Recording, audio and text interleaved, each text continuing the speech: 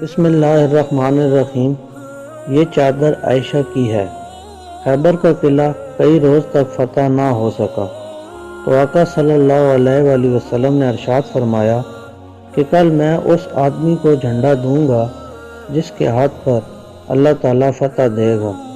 وہ اللہ اور رسول کا محب بھی ہے اور محبوب بھی۔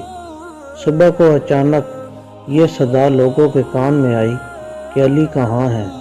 عرض کیا گیا کہ ان کی آنکھوں میں آشوب ہے۔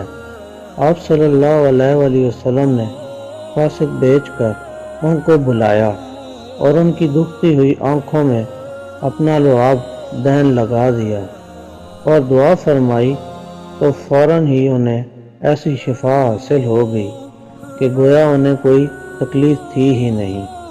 پھر تاجدار دو عالم صلی اللہ علیہ وآلہ وسلم نے اپنے دست مبارک سے اپنا علم نبوی جو حضرت عائشہ رضی اللہ تعالیٰ عنہا کی سیاہ چادر سے تیار کیا گیا تھا، حضرت علی رضی اللہ تعالیٰ عنہ کے ہاتھ میں عطا فرمایا۔